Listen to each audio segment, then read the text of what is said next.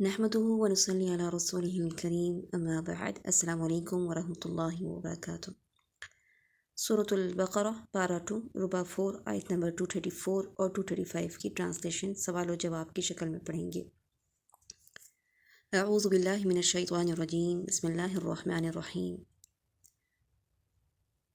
اللہ سبحانہ تعالیٰ فرماتے ہیں والذین یتوفون منکم ویذرون ازواجا، والذین اور وہ، یتوفون جو فوت کر لیے جاتے ہیں، منکم تم میں سے، ویذرون اور وہ چھوڑ جاتے ہیں، ازواجا بیویاں۔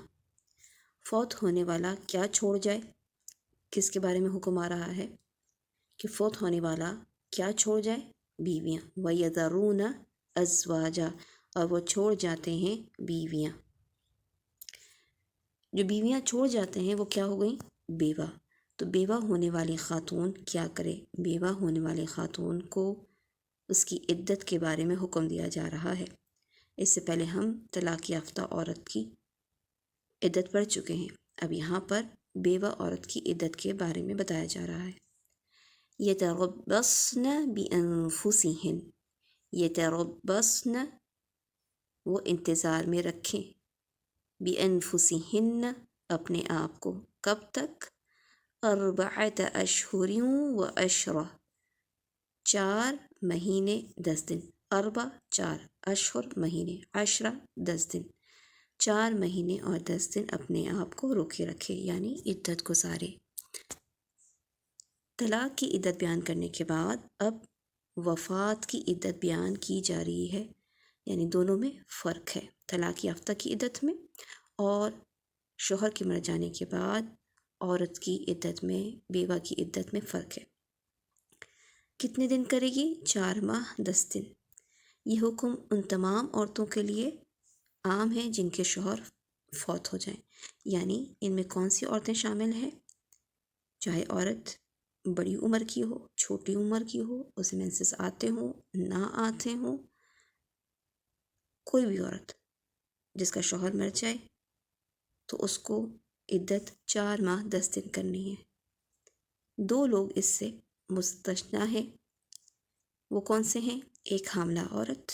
حاملہ عورت اگر بیوہ ہوگی تو اس کی عدت وضع حمل ہے، یعنی جب اس کے بچے کی ڈلیوری ہوگی اس وقت اس کی عدت ختم ہو جائے گی، چاہے وہ شوہر کے مرنے کے بعد 2 دن 3 دن کے بعد ہی ڈلیوری ہو جائے یا پورے 9 مہینے لگا کر اس کی ڈلیوری ہو، جب بچہ دنیا میں آئے گا تو ہی عورت کی عدت ختم ہوگی۔ اور لونڈی کی عدت نصف ہے، آدھی ہے، 2 ماہ اور 5 دن۔ اب لونڈیوں کا تصور تو نہیں ہے، لیکن اس کے باوجود میں نے اس چیز کو یہاں شامل رکھا تاکہ بہت سی اور بھی باتیں ہمیں ملتی ہیں لونڈیوں کے حوالے سے، جس میں انشاءاللہ آگے مزید آئے گی اس کے حوالے سے بات، تو ان کے احکامات تھوڑے سے مختلف ہوتے ہیں۔ تو لونڈی کی جو عدت ہے وہ نصف ہے، آدھی ہے، 2 ماہ اور 5 دن۔ اس کے بعد اگر وہ عورت شرعی حدود میں زینت اختیار کرے اور شادی کرنے کا ارادہ ظاہر کرے تو اولیاء کو یہ حق نہیں پہنچتا کہ اسے منع کریں۔ اس سے فائدہ کیا ہوگا؟ یعنی یہ 4 ماہ 10 دن کی عدت کیوں گزارنے کے لیے کہا گیا ہے؟ تو بات یہ ہے کہ 4 ماہ 10 دن کے اندر جب 5واں مہینہ شروع ہوتا ہے تو بچے کی حرکت شروع ہو جاتی ہے، تو وضع حمل یعنی حمل کا ظاہر ہو جائے گا، وضع حمل تو نہیں ہوگا لیکن حمل کے ہونے کا پتہ چل جائے گا کہ عورت پریگننٹ ہے، اس کا پتہ چل جائے گا۔ اس مدت کے بعد وفات پانے والے کی محبت اس کے دل میں کمزور پڑ جاتی ہے، یعنی اتنے عرصہ سوگ منانے کے بعد کچھ نہ کچھ جو تکلیف ہوتی ہے، جو پریشانی ہوتی ہے وہ تھوڑی کم ہو جاتی ہے اور شادی کی رغبت پیدا ہو جاتی ہے۔ آگے چلتے ہیں۔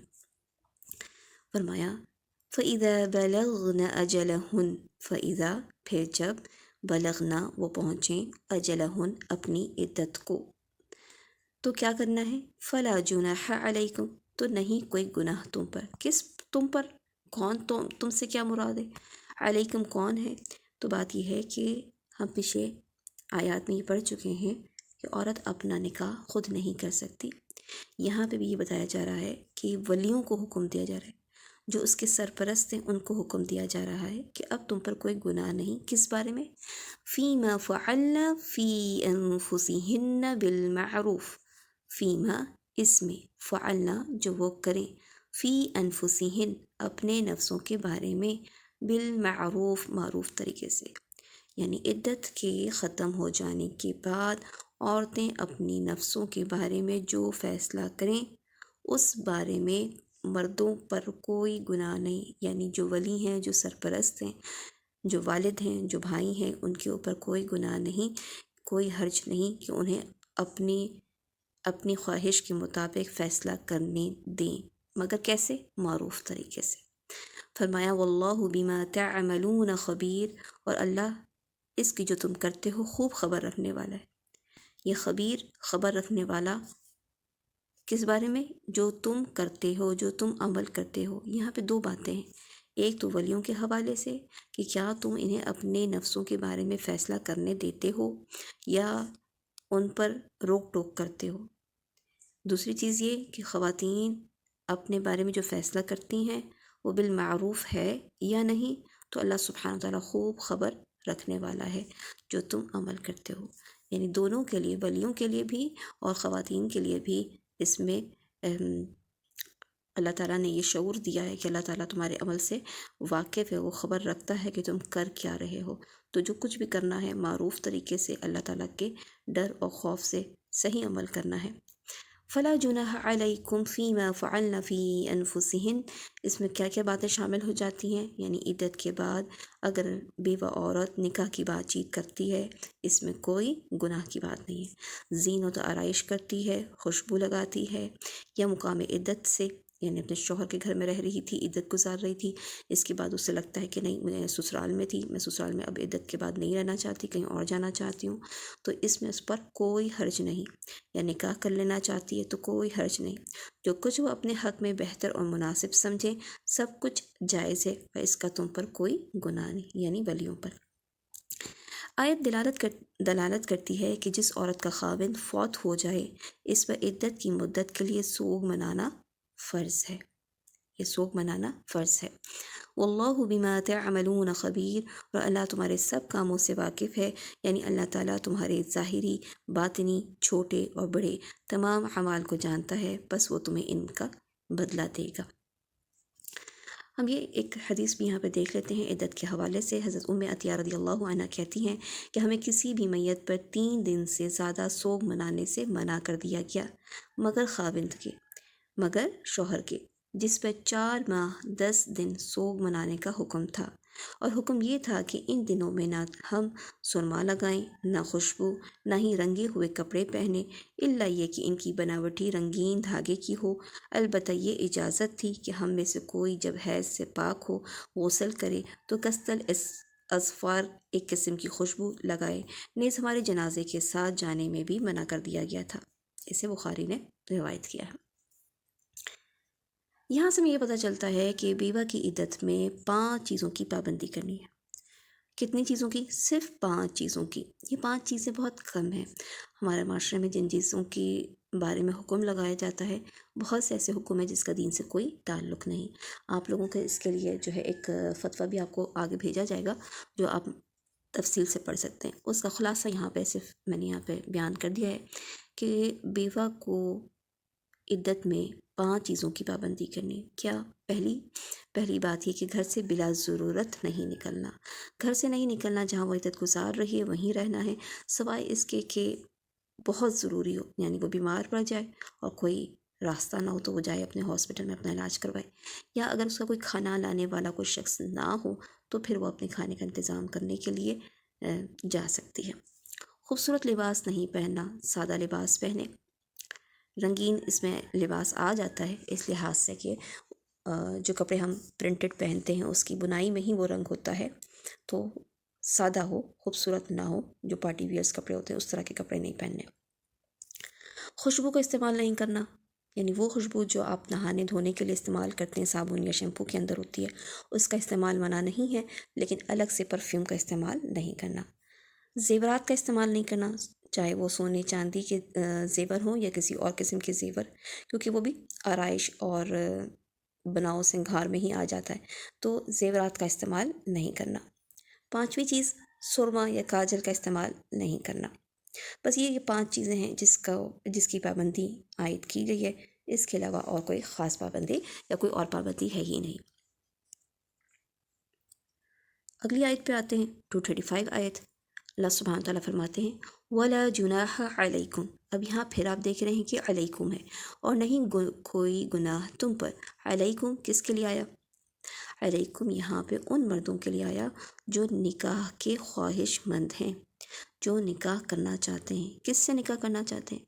اب یہ بہت امپورٹنٹ بات ہے کہ یہاں پہ نکاح اس عورت سے بتایا جا رہا ہے جو یا تو بیوہ ہو چکی یا 3 طلاقیں جس کو مل چکی، ان کا ذکر ہے۔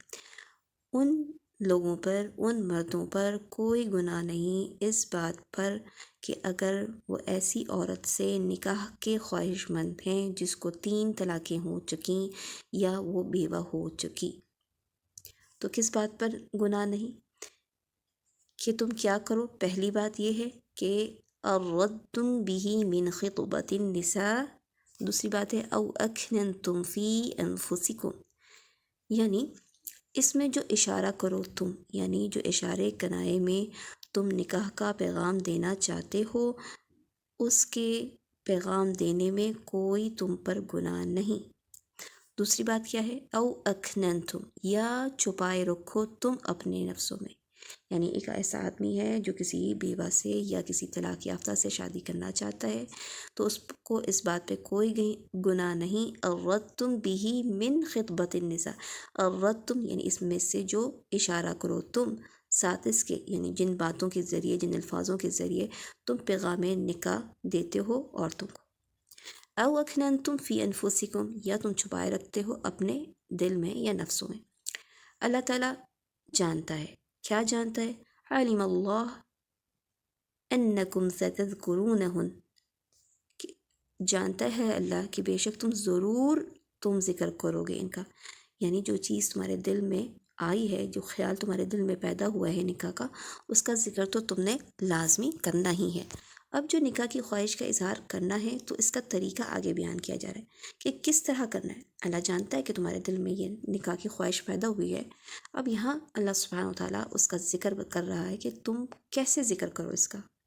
پہلی بات جو منع کی گئی وہ یہ کہ وَلَٰكِن لَا تُوَعِدُوهُنَّ سِرًّا، اور لیکن نہ تم وعدہ لو ان سے چھپ کر، یعنی چھپ کر غیر معروف طریقے سے۔ معروف کیا ہے؟ سب کے سامنے انسان بات کرے۔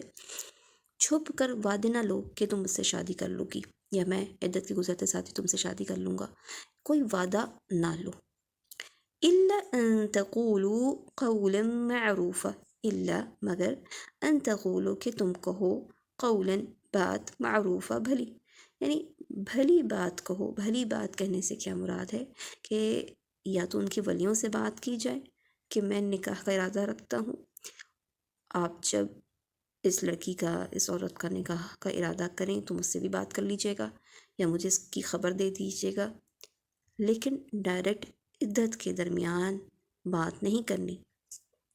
وَلَا تَعْزِمُوا عُقْدَةَ النِّكَاحِ، اور نہ تم عزم کرو عقد کا نکاح کے، یعنی پکا وعدہ یا پکی بات نکاح کی نہیں کرو۔ کب تک؟ حَتَّى يَبْلُغَ الْكِتَابُ أَجَلَهُ، یہاں تک کہ پہنچ جائے مقرر میعاد اپنی مدت کو، یعنی جب تک عدت مکمل نہیں ہو جاتی نہ تو وعدہ کرنا ہے، نہ نکاح کی گرہ باندھنے کا عزم ظاہر کرنا ہے، مگر یہ کہ بھلی بات، یعنی اشارہ، یعنی اشارے کنائے میں انسان بات کر سکتا ہے کہ میں نکاح کا ارادہ کرتا ہوں، یہ نہیں کہ میں تم سے نکاح کا ارادہ کرتا ہوں، بلکہ میں سوچ رہا ہوں، میرا ارادہ ہے کہ میں شادی کر لوں، اس طرح کی بات۔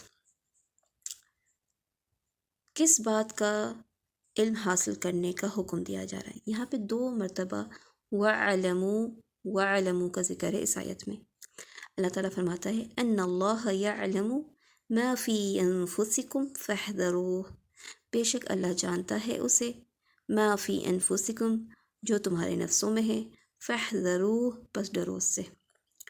اللہ سبحانہ وتعالیٰ ڈرنے کا حکم دے رہا ہے، اس بات کے علم حاصل کرنے کا حکم دے رہا ہے کہ جان رکھو جو کچھ تمہارے نفسوں میں ہے، ایسا نہیں ہے کہ اللہ تعالیٰ اسے نہیں جانتا، بلکہ جو تمہارے نفسوں میں جو خیالات اٹھتے ہیں، جو سوچیں تمہاری چل رہی ہیں، وہ سب اللہ کو معلوم ہے۔ تو فاحذروا، ڈرو، یعنی ایک تو یہ پیچھے جو بات کی گئی کہ تم نے کیا کہنا ہے، ڈر کے کہنا ہے، یعنی اللہ تعالیٰ نے بات بیان کر دی کہ کھل کر واضح طور پہ عدت کے درمیان نکاح کا پیغام نہیں دینا، اور فرمایا وَاعْلَمُوا أَنَّ اللَّهَ غَفُورٌ حَلِيمٌ، کہ بے شک اللہ غفور بخشنے والا ہے، بہت بردبار ہے۔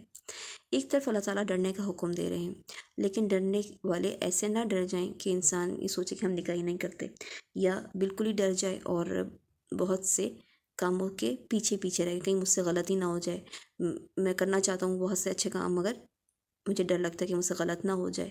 تو ایسا نہیں ڈرنا، اللہ سبحانہ و تعالیٰ نے انسان کو اس بات کا شعور یا اس بات کا علم حاصل کرنے کا بھی حکم دیا کہ اللہ سبحانہ و تعالیٰ غفور ہے، اللہ تعالیٰ بخشنے والا ہے۔ اگر کوئی غلطی تم سے ہو جاتی ہے، تم نیکی کا ارادہ کرتے ہو، نیک کام کرنا چاہتے ہو، لیکن اس راستے میں بھی انسان ہونے کی وجہ سے کمی کوتاہی غلطیاں ہو جاتی ہیں، تو اللہ سبحانہ و تعالیٰ حلیم ہے، یعنی گناہ کرنے پر انسان کو سزا دینے میں جلدی نہیں کرتا، اللہ سبحانہ و تعالیٰ اسے معافی مانگنے کا، توبہ کرنے کا مہلت دیتا ہے۔